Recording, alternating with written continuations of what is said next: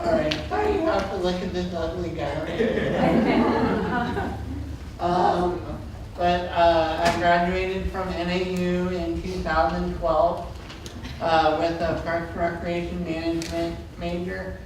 And I started my internship in June of that year with SOAZ. And they hired me full time, what do you say, September? September-ish, Yeah, September. 2 years ago. Yeah. And then I'm the programs assistant. I work a lot with healthy athletes. And I'm also the infant council coordinator. Yeah, the one thing about Bruce's internship, how many hours was it, Bruce? It was a little longer than that. It was probably 500 hours of internship hours he had to actually do to get his Parks and Rec management degree. And he did it all with Special Olympics, and he really showed how much of a leadership he was. A leader in the organization, we hired on full time, and a lot of athletes are hurt in regards to full-time employment, different things like that. So he really showed what kind of a leader athletes and people with disabilities can be in the organization. So continue here, another picture of Bruce. Yeah, they don't show the picture of him dunking the basketball, but you can Photoshop that in later days. Hey, dunking's not allowed. I've tried it before, they didn't let me. Okay, what impact Special Olympics has had on my life? It's allowed me to find my voice as a person. When I started out and then It's all right, Bruce. It's okay, Bruce.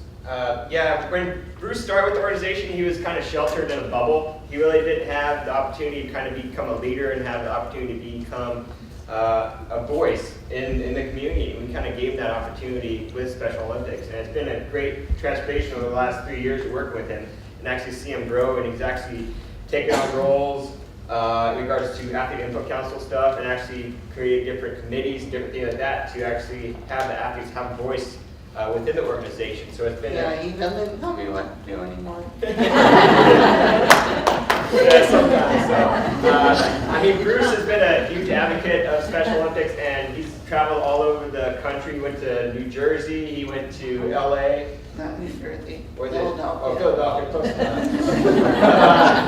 And I just got back from LA for a U.S. business meeting, and we're actually going again for World Games in July. You want to talk about being a leader? Yeah, and it's just given me the opportunity to meet new people who I never would have met if I didn't work for Special Olympics. And it has allowed me to experience new things, as you can see. Yeah, we do this event every year. It's called the Over the Edge. They got to raise $1,000 to go off the edge of Cityscape. It's downtown, so it's over 20-something stories. 27 stories they get to repel. So that's actually Bruce. He looks like he's a Ninja Turtle, but he's supposed to be the Green Goblin because it was themed. So Our whole team was villains. So yeah, those different opportunities we give to our athletes. I mean, it's not just special events. They go out in the community and speak on Special Olympics and how it's impacted their life. Because And what's cool about this picture is that's the Suns arena right there, and the Diamondback is right there, the one with the roof. yeah, cool. Because this is right downtown. Yeah, all right, cool. Very cool. All right, now we're going to Big Dog Jeff. Okay, as I said before, I've worked for Special Olympics for 33 years. My current position is I'm the development assistant. I'm also a global messenger, and I'm an athlete. I'm a unified golfer. Yep. Also, what Jeff does too, he's a global messenger. He goes out and speaks to different organizations, different things like that in regards to the organization for awareness, different things like that. Jeff, can you tell him where you actually started with the organization, how you moved up? Sure. When I first started with the organization, I started out as cleaning the offices, and then I worked my way up to entering the athlete medicals, which are valid for 3 years. Yep. And then I served some time as the sports assistant for Nadine Armstrong, who is still with Special Olympics. And then I spent, after being the sports assistant, I moved my way up to the development assistant, my current position. And You want to talk about when you were growing up? sure. Yeah, when I went to high school in the 70s, people with disabilities, it was a lot different back then. They were more segregated than they are now. And now people with disabilities have jobs, they live on their own, I live on my own, and they work like myself and go to the same schools as people without disabilities. So we've come a long way in the past 40 years. Yeah, back in the days too, they just used to have group homes and different things like that. We still see those two still today, but it's gotten a lot better. In the school system nowadays, we have called the Unified Program. It basically pairs people with and without intellectual disabilities on the same team, so it's about inclusion and getting people out. They can actually letter at their high schools now in the Unified Program, so it's been a big boost in the school system. We actually partner with the AIA, the Arizona Interscholastic Association, and it's been a huge, tremendous boost because, you know, in years past, when I was in high school, not too long ago, I mean, the special ed department was actually, you know, off in the corner, different than that. And nowadays, they're getting out to the forefront. They're getting, you know, invited to assemblies, things like that. So it's been cool to see the transition over the past few years in regards to the Unified Program and Special Olympics and people with disabilities in general. And I actually started unified volleyball last night for the city of Peoria. Yep. Yay. Anything else? Okay. Here's another, we're going to talk about this Okay, picture. sure. Back in 2010, I had the chance to go to Morocco and be represented as an athlete, where we voted on making all the rules for Special Olympics. And this is a collage of Eunice Schreiber, who founded Special Olympics in 1960. 3? I think it's 63. Yeah. And Eunice Schreiber passed away about 2 years, 2 or 3 Thanks, man. Yeah, it's been a while since then. back. But she actually founded Special Olympics in her backyard. And Yeah, a little backstory on Special Olympics. It actually started in their backyard. We had the opportunity, Tim Schreiber actually came out here and spoke at our Breakfast with Champions. And he showed us a picture of his backyard. It was like a freaking 5 field small. Just imagine the Kennedys. And they actually brought people in from all over Boston to basically, it's called, you know, Camp Schreiber, and do a little sporting events in their backyard, because a lot of people don't know the Kennedys actually had a sister with a disability. That's how they actually started Special Olympics. So. And Tim Schreiber is the son of Eunice Kennedy Schreiber, and he's also the CEO now of Special Olympics. And the first Special Olympics was in Soldier Field, I believe. Yep, that's the first major one. All right, cool. okay. And here's a picture of me in action playing golf. and I've won 3 gold medals. And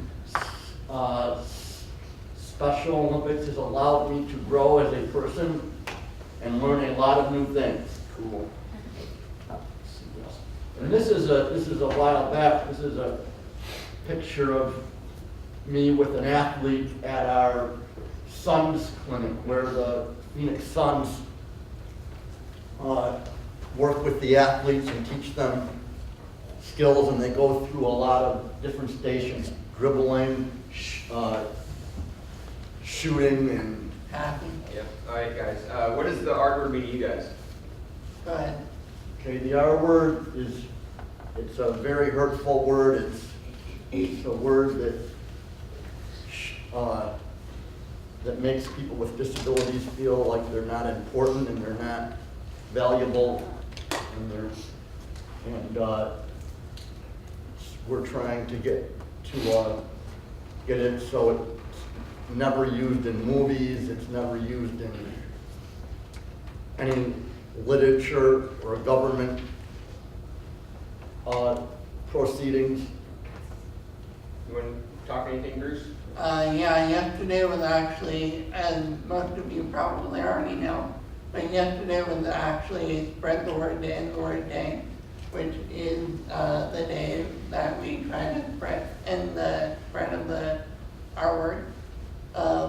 And yeah, I just think it's insensitive of a lot of people who use this word. Because not only do they hurt us as athletes, but us staff members are affected by these people as well. And they're affected by the R word. That's all good, Bruce. Just to go on that, I mean, everyone's been called the R word back and forth if you do or do not have a disability. But it really does affect these athletes. I mean, words are hurtful. I mean, words could bring down, empires can bring down almost anything. And, you know, just like any other derogatory term, it's very hurtful. And, you know, I just hate seeing, you know, athletes getting put down like that. And it's really hurtful. And we're trying to just spread awareness of, you know, trying to eliminate it from people's vocabulary. Because it's still used today. Is it still used in medical terminologies? It still is, yes. It's supposed to be taken out. It's called ID, intellectual Yep. disabilities. We do not use that word Yeah. anymore. Yeah. So it's just about awareness and, you know, just creating that atmosphere of not using the word anymore. But I know Dr. Tim will kind of go into it a little bit more too, and also Karen. But thank you guys very much, and let's give a round of applause for these two.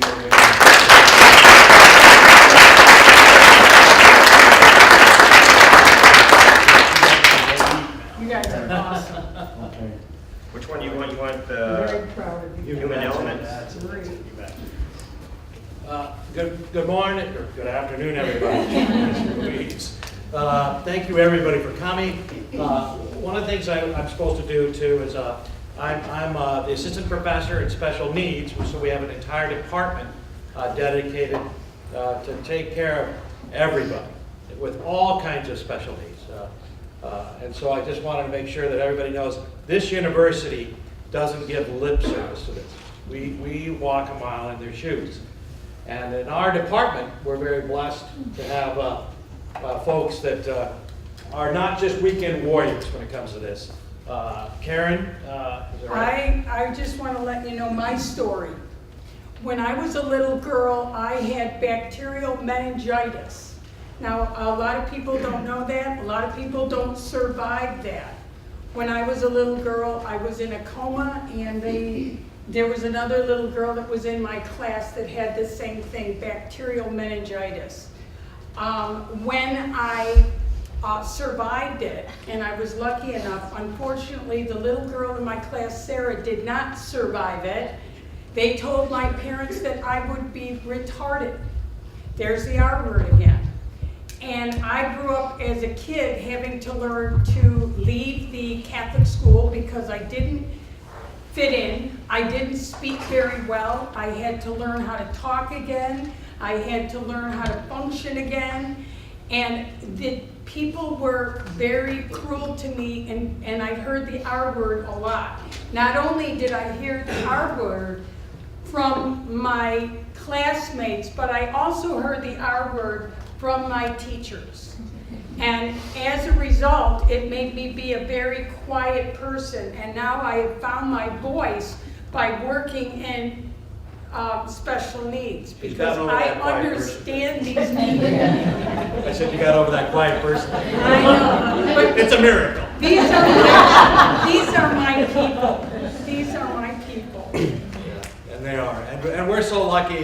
Kathy Morales, our assistant, has two little boys that are autistic. And so it's really part of our DNA. My little sister is Down syndrome. And believe it or not, I spent a year of my life as a quadriplegic, half my vocal cords paralyzed. Now that miracle, maybe not so good. I have my voice back.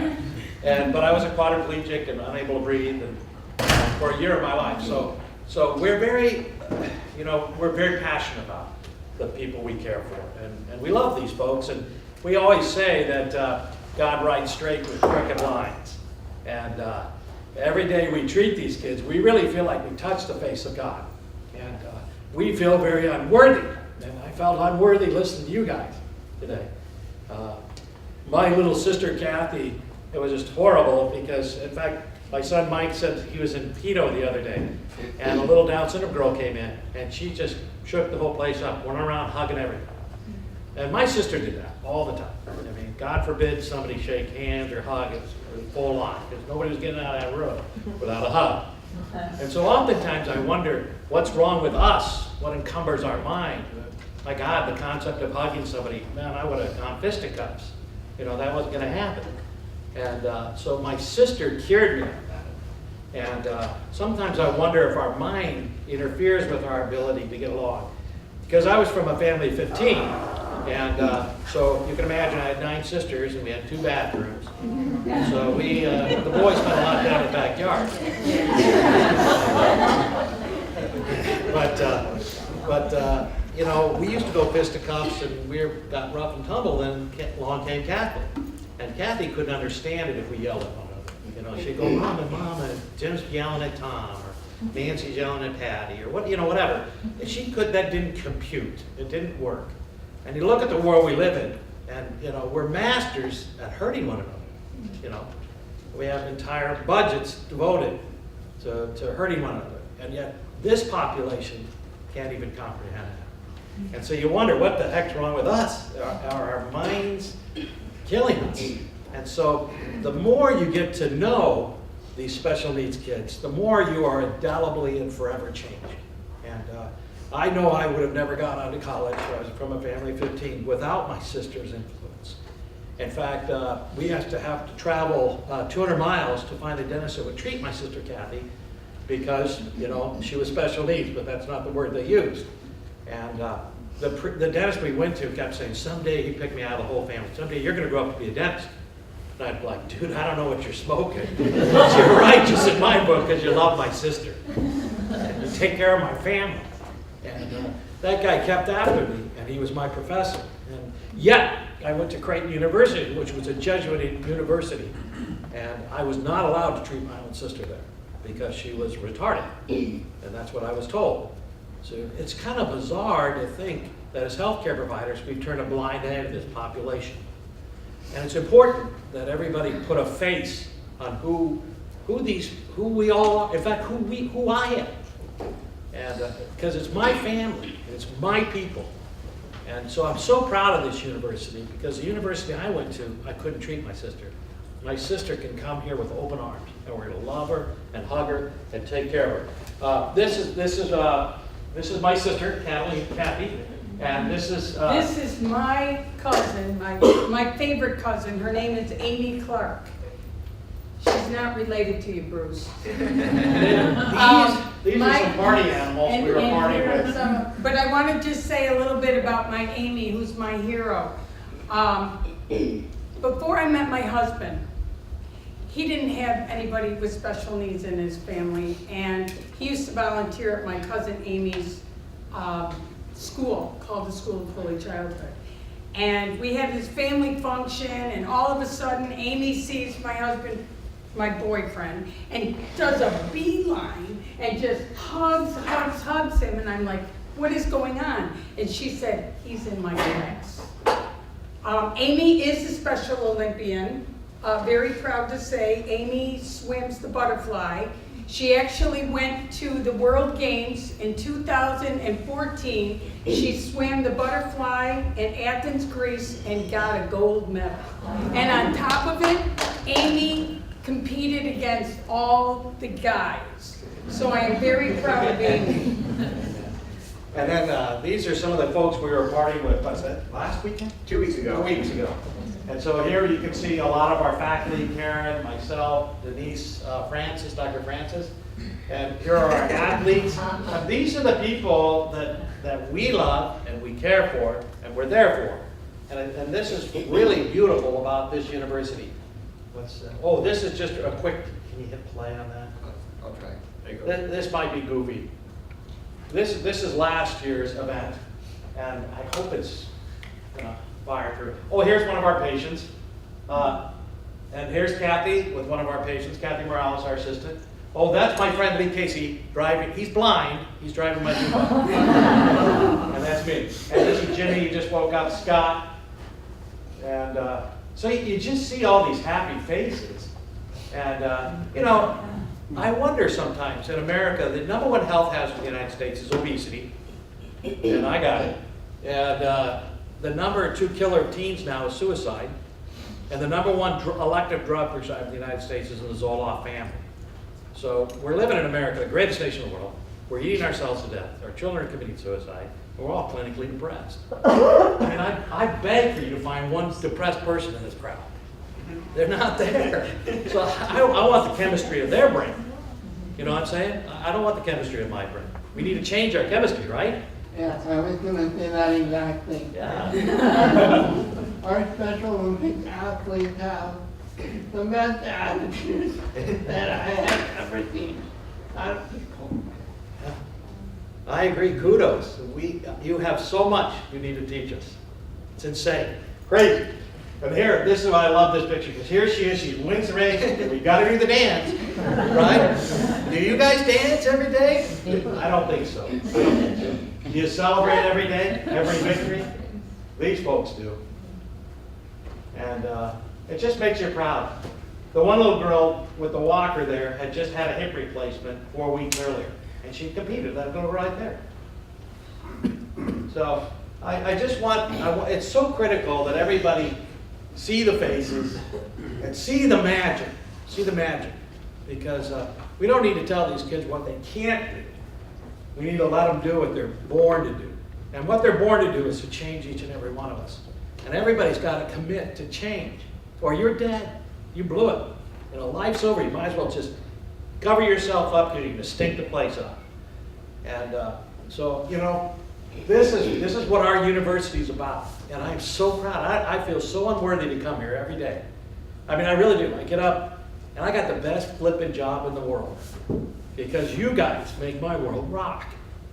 And you guys have got to experience this because there's so much of life that only these folks can unlock the magic. And I really would tell you, you have to ask if you smile as much as this. Do you worry all the freaking time, right? Are you worried about the car you're driving? Are you worried about making your house payment? Because these kids, they never worry about that. They don't. They're just partying. And I love to party with them. Right? Yeah, can we click to the next one? Yeah. Oh, this is my little sister, Kathy. And hopefully this is just going on a moment. This is my family. That's my sister Nancy playing the auto harp, Mary Jane playing the bass. That's me, believe it or not. So I told, and here's Kathy right by the cake, right? Where she belongs. Another look at Kathy. She saw that ice cream. Mary Jane, my sister Mary Jane, I had to whack her on the head, get the damn ice cream. This is actually a live television show we did years and years ago. And so, and we were actually very lucky. We were friends with Maria von Trapp from The Sound of Music. And so we used to have our own television shows, and this is one of them. And a lot of the networks had a problem with Kathy being a part of the process. But look at how beautiful she is. You know what I mean? And she was part of our family. Certain networks wouldn't play it because they didn't want to show an imperfect child. Can we get to the next one? And here's Kathy. She's grown up. I think this is my sister Patty. So, and look at her party. She is always in the thick of it. Yeah. And you couldn't get the damn phone away from her. And if God forbid you talk too long on the phone, you were phone hog. Phone hog, she'd come take it from you. And here she is celebrating. And everybody, look at all the adults. They're like finally coming to Jesus. Look at, they're wearing all these crazy party animal stuff. And she's just, the world's a better place because Kathy was here. Okay, let's just go next. And then we brought this along because this is a very cool clip. Actually, I was fortunate to be here when this was done. Hello, I'm John C. McGinley. Like all actors, I thrive on challenging and memorable roles. Over the years, my roles have thrown me into the caverns of Wall Street, the rice paddies in Vietnam, the training center of the CIA, the wards of a teaching hospital, and a face-off with Superman. But by far my most challenging and memorable role is the one that was awarded to me by my son, Max. As the bumper stickers issued by the Down Syndrome Awareness Movement reads, "My kid has more chromosomes than yours." And his difficulty expressing himself provides me with both the opportunity and responsibility to ensure that you know how to understand him. His desire to be understood is no different than mine or yours. We all need to be recognized, included, and most importantly, be reminded that we have a place and a role here.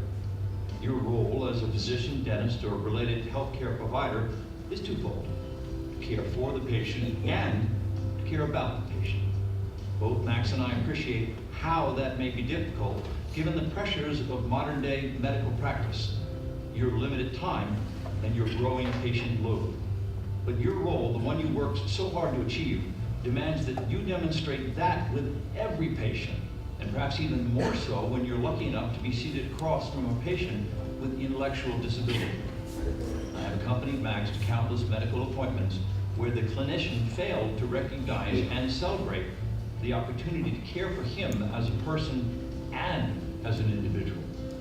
Both Max and I are delighted to support and promote the goals of the American Academy of Developmental Medicine and Dentistry and the Special Olympics, in showcasing the best practices that demonstrate how physicians can embrace their roles as caring, sensitive, and compassionate role models.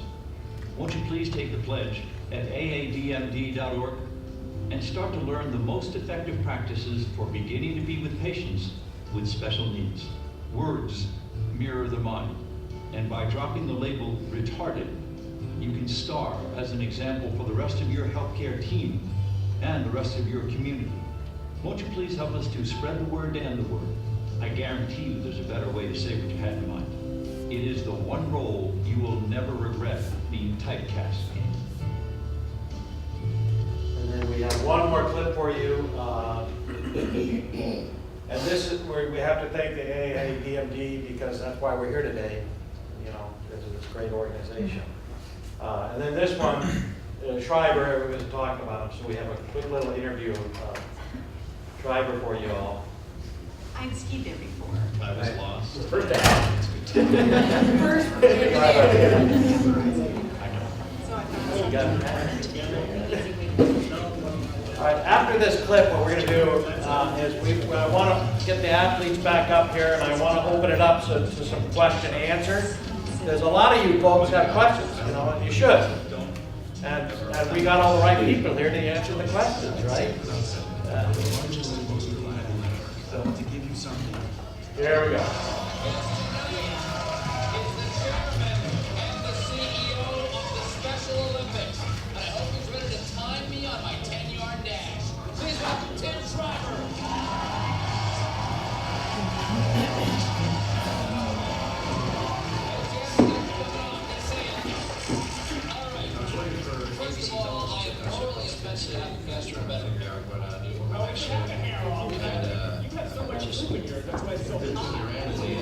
Three of my best buddies growing up, one from high school, two from college. And he called me again. I read it.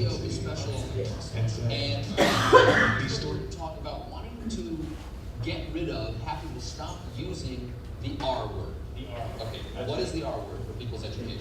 The R word is the old language we used to use to describe people who have intellectual differences. We used to call them mentally retarded, retard. It's retarded people. Language that's old. I would prefer you not use that. Use that word. Thank you.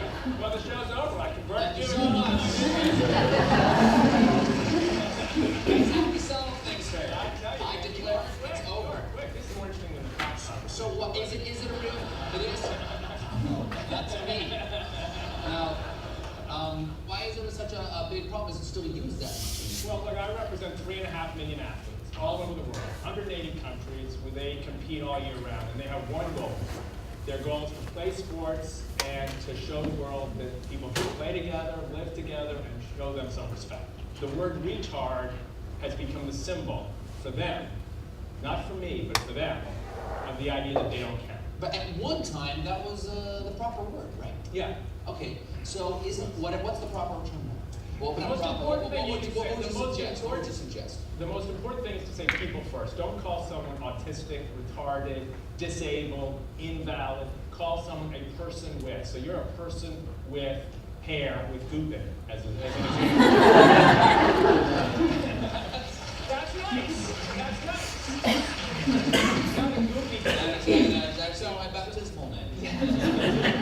But technically, we say people with intellectual disabilities. I like the word difficulties, but then sometimes people. What's a disability? That sounds like you can't pronounce the word disability. You are a person with a speech impediment. You are such a quick study. I just can't tell you. I spent my whole life on this, and people don't get it for like hours, weeks, and months, and you just bam. Can I help you with, I think, where maybe the source is here on this one, why people use terms like this? Is because you look at somebody who's a person who has intellectual disability, and it scares you a little bit. It scares you, like, oh, that might be my child, or that might be me. Right. You know what I mean? Yeah. And so you say the R word at them to go like, get away from me as a person, because I don't want that to be part of my personhood. Right. You know what I mean? Right. They're kind of like, why would you want to take away that protective ability people like I have to make people I don't agree with or are scared of seem inhuman? You know? That is an evolutionary protective ability that we have. Well, look at it this way. Jon Stewart, he's funnier than you, but he doesn't make fun of you all the time.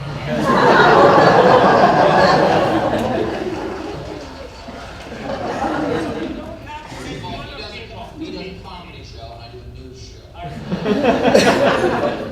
So you say that you cannot use the word, even as a character, you cannot use the word. I would say you can.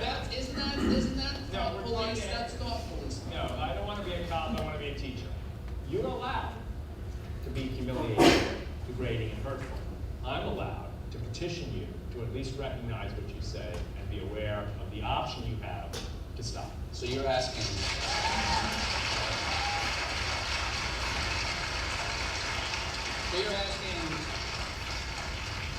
You're asking for self-awareness. You're asking for self-awareness. I'm asking for social awareness. This is a forgotten population. I'm asking you to lead a campaign to save America's kids. Okay, hold on. I have a lot of influence. Yeah, I know you over do. young kids. I know you do. All right. What do Okay. you think You I'm ready for doing my here? PSA? Yeah. Okay. Hi, I'm Stephen Colbert. Kids, don't use the R word. It is totally gay.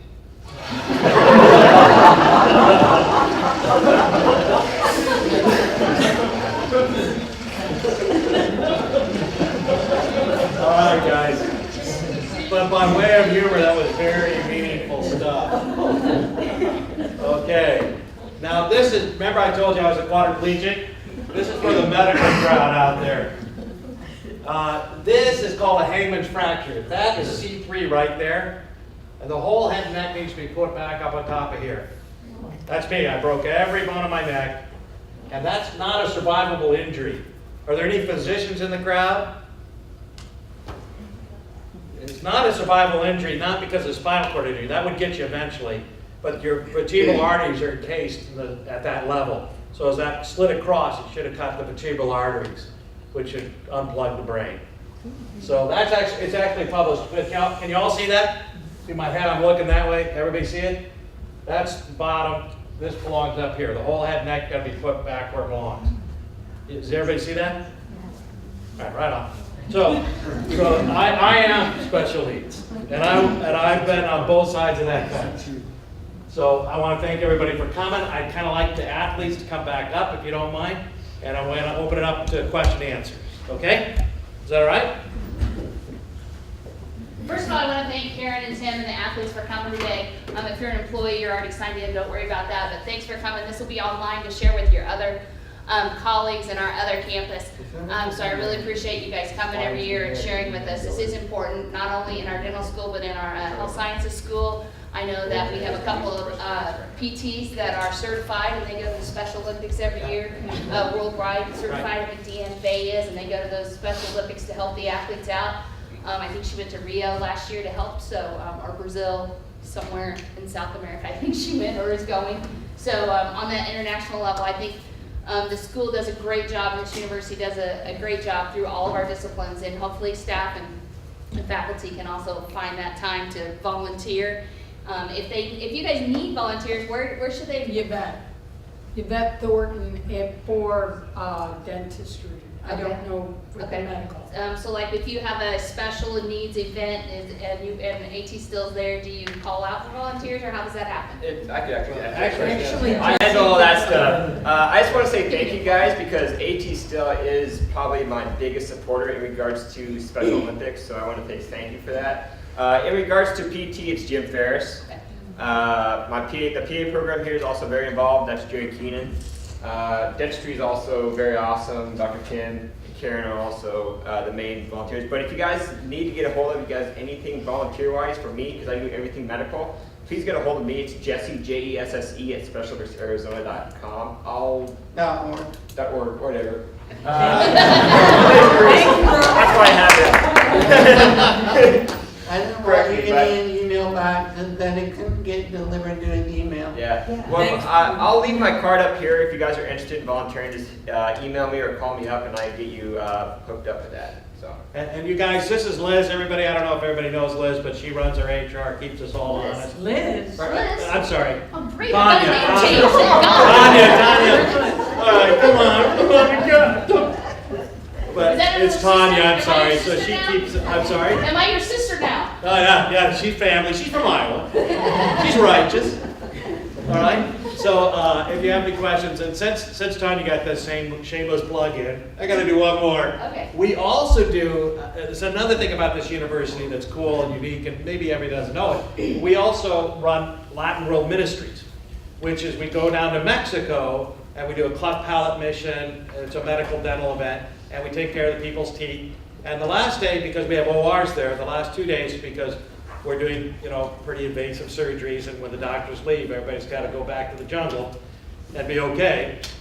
We also take care. We go to the orphanages, because in Mexico the children are normally abandoned, and so we go there and take care of all the special needs kids, and we ship them in and we put them to sleep, and when they wake up, their teeth are fixed. And the university supports that, and that's very courageous. And so I have to say thank God for this university, because we're not a bunch of mamby-pambies. We actually do what we say we do. So we take care of special needs. In fact, Mark Schlossman was supposed to be here, Dr. Schlossman, but he's doing a surgery on a 99-year-old little girl. And then yesterday we had a little girl, 98? 98 years old. And she was griping at her sister that was, 78?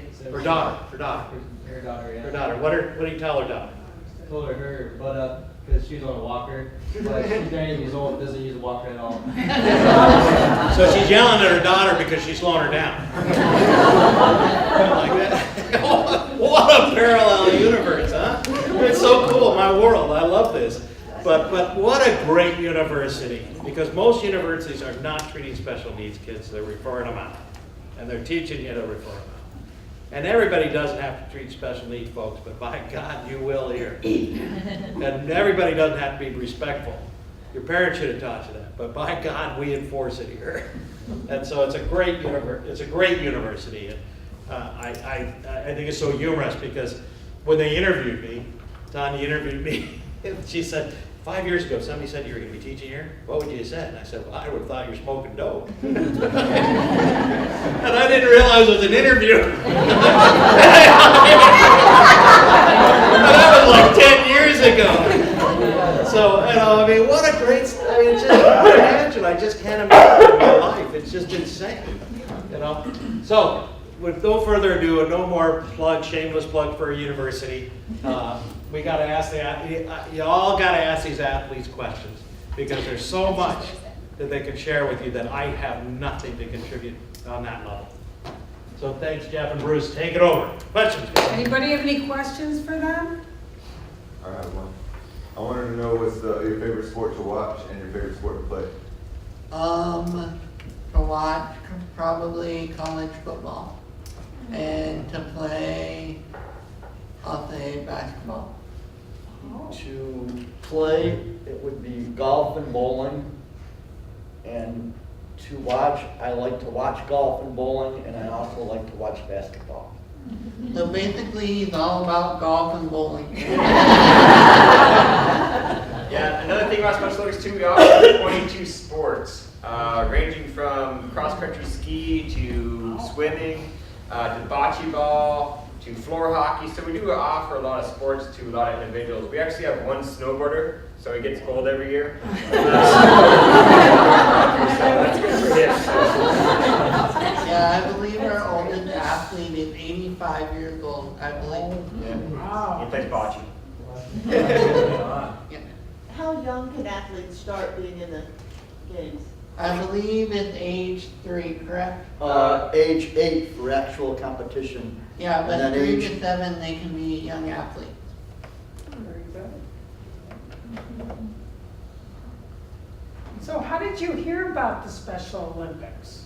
How did you guys know about it? I started out when I first, I started out in a training program, and after the training program was through, they helped me to get an interview with Special Olympics Arizona, and that's where I started cleaning the offices at the time. Wow. And I just kept moving my way up. Wow, good. Yeah, you should be running the place. Yeah. Now what about you, Bruce? How did you find out? Well, it actually started before my internship because when I was in high school, I played on the unified basketball team through the city of Tempe. So that's how I first got started with it.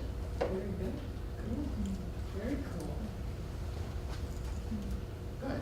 So how long have you guys been in the Special Olympics? I've been an athlete for about 8 years. I've been an employee for 3 years, and this will be my 2nd year as an athlete.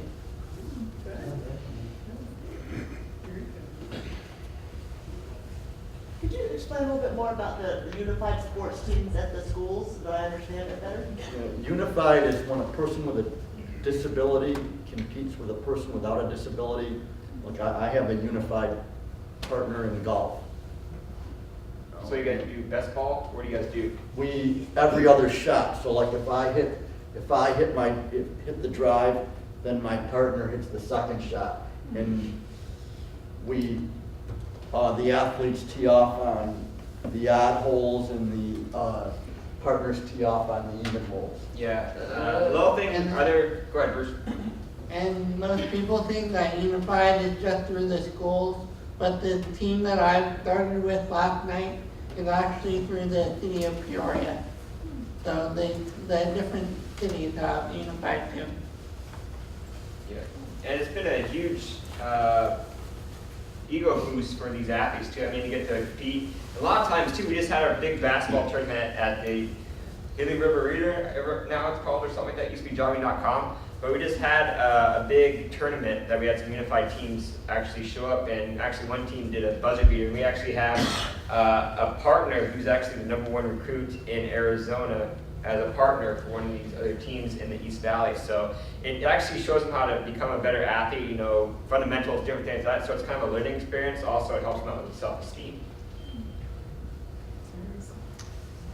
Yeah, I was wondering if we could go back to our last slide, because I wanted to talk about our last slide. Last slide. You're not done talking? This one? The very last one. Next one. Okay. Yeah, I just wanted to explain the disabled label.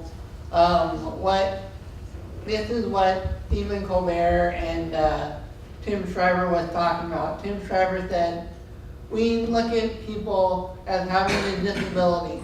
That person is not disabled. They just have a disability. Look at me, for example. I'll admit it. My whole life I've had a disability.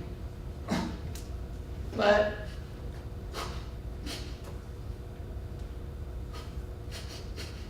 All right, Bruce, take your time. But I don't let my disability control my life. I am who I am. And sure, that disability is part of it, but it's not who I am. Good job, Bruce.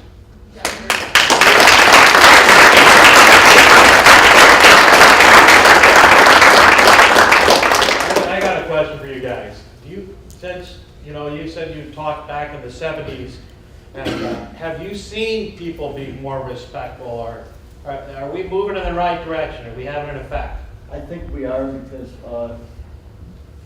you know, when I'm out with people, you know, or I, you know, in social events or anything, I have very few people who would ever ask me, you know, what my disability is. Sometimes very little kids, you know, like maybe, you know, 2 or 3 year olds, because they don't understand. They might ask me what happened to my hand, you know, but for the most part, you know, when I'm out competing, you know, like even with Special Olympics, you know, we're just all, we're all equal. We just, you know, treat each other as we would treat everybody else. Yeah. Another thing about the Healthy Athletes program, the one I kind of run, is it's not just for the athletes, it's for the medical practitioners coming out so they get experience working with people with intellectual disabilities. So it's kind of a give and take kind of thing, and that's how I train a lot of people in regards to actually working with people like Bruce and Jeff.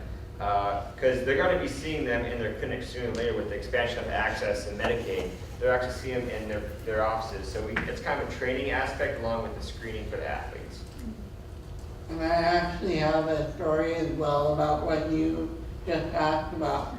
When I was in college, I believe it was my junior year, I had a roommate. And one time he asked me, what was wrong with me?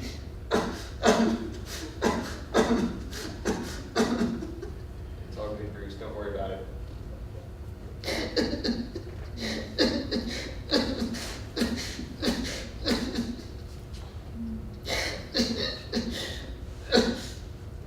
Okay? Are you okay? There you go, Bruce. All right. Any other questions or anything before we wrap up? We got a lot of pizza up here still, so grab it up. But I just want to say thank you again. It's been a tremendous opportunity. If you guys didn't actually see, yesterday we did a field day out in the lawn, which is awesome. Usually don't let anyone on the freaking lawn. So.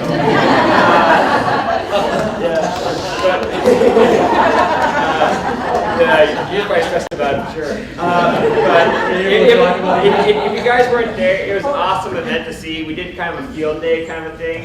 We brought some special athletes from the community to come out and actually did like flag football, basketball, some soccer drills, things like that. So it was awesome to see. We're going to plan on doing it every year here at the campus. So it's just something we can grow on every year. And if you guys are, every year it's going to be, first part of March is our word week. So just mark on your calendars, and we'd love to have you out next time. I just want to say one thing. On the back of the shirt of the Special Olympics volunteers, it says, warning, this is very addicting. And I will tell you that once you volunteer once for Special Olympics, it's so addicting. Yeah. You Really? keep seeing me and Tim. Yeah, I'm not that guy to work with, am I? No, he complains about me a lot. It's extremely addicting. So if anybody really wants to feel really good and it's a great thing, please volunteer. It'll just make your day. And then you'll say to Jesse, when's the next one? Yeah, and the thing is too, you don't have to volunteer for me medically. You can help out being a timer and different things like that at our competitions. They're run just through the school system because the summertime it's way too hot to even do any competition stuff like that. So it kind of follows the school system. But in regards to volunteering, you don't do anything medically. You can just be a timer and be that kind of person at daily events. So looking forward to having some of you guys out. Thank you.